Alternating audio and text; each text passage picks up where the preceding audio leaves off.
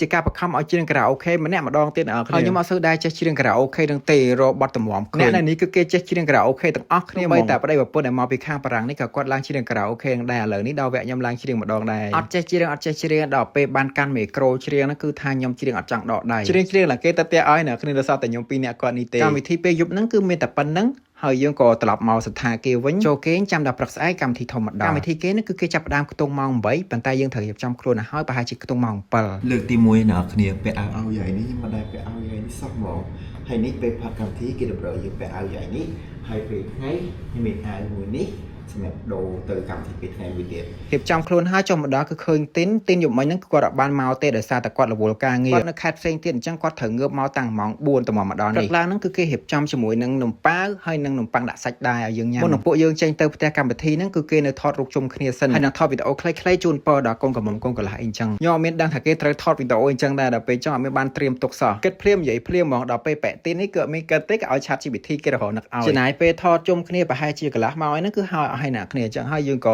ចុះទៅខាងក្រោមមកថតម្ដងទៀតនៅខាងក្រោមនេះជាមួយនឹងចំនួនទាំងអស់គ្នាសម្រាប់ចំនួនអ្នកកដោទាំងអស់គឺ6 10អ្នកខាងប្រុស8អ្នកនិងខាងស្រី8អ្នកការនៅខាងវៀតណាមគឺគេអត់រៀបចំចំនួនច្រើនទេរៀបចំតែ8កត្រកសម្រាប់អ្នកកដោប្រុសកាន់គាត់ថាកត្រកគេមួយហ្នឹងវារៀងធំហើយគេដាក់ចំនួនច្រើនយើងកាន់កត្រកហ្នឹងដើរចូលទៅខាងក្នុងផ្ទះខាងស្រីចូលទៅដល់ហ្នឹងគឺអ្នកកដោស្រីទាំង8អ្នកទៀតក៏គាត់នៅឈរចាំនៅខាងមុខរោងហ្នឹងហ្មងហើយខាងប្រុសក៏គេជូនចំនួនហ្នឹងទៅខាងស្រីវិញគេយកចំនួនទាំងអស់ហ្នឹងចូលមកខាងក្នុងផ្ទះខាងស្រីហើយក៏គេចាប់ផ្ដើមធ្វើកម្មវិធីបន្តទៀតហើយម្នាក់នេះហើយដែលខ្ញុំចូលរួមកម្មវិធីការគាត់ថ្ងៃមុនហ្នឹងហើយស្គាល់គ្នាចាប់ពីពេលហ្នឹងមកថែបជាមិត្តភក្តិរបស់ហ៊ីវឥឡូវនេះគាត់មកធ្វើអ្នកកដោទាំងពីរអ្នកប្តីប្រពន្ធហ្មងសម្រាប់កម្មវិធីធំពេលព្រឹកនេះគឺគេមានមេបាជួយនិយាយជាមួយនឹងខាងប្រុសហើយនឹងខាងស្រីតែគ្នាទៅវិញទៅមកហើយសម្រាប់អ្នកកដោគឺនឹងអង្គុយលេងនៅខាងមុខផ្ទះកម្មវិធីក្នុងផ្ទះគេធ្វើប្រហែលជាតែកន្លះម៉ោងអីហ្នឹងចប់ហើយអ្នកគ្នាពេលព្រឹកអញ្ចឹងគឺគេអត់មានរៀបចំអីនៅលើតុច្រើនទេគឺគេដាក់តាជាមួយនឹងគ្រាប់ផ្កាជក់រត់ហើយនឹងនំពីរបីកញ្ចប់នៅលើតុនៅកម្មវិធីចុងក្រោយហ្នឹងគឺគេមានជាការជួនលុយឬក៏ជួនជាកណ្ដោអីផ្សេងឲ្យកូនកំមុំកូនកន្លងខ្ញុំវិញក៏បានរៀបចំ gift ខ្លះជូនទៅពួកគាត់ដែរមុនមកហ្នឹងខ្ញុំបានរៀបចំជាមួយនឹងកាអាវហើយនឹងកសែងដែលខ្ញុំបានមកពីខាងសារ៉ាទេវីដែលអ្នកទាំងអស់គ្នាអាចនឹងអាសាឃើញខ្ញុំពាក់ដោយសារតែកសែងនេះជាប្រភេទ local brand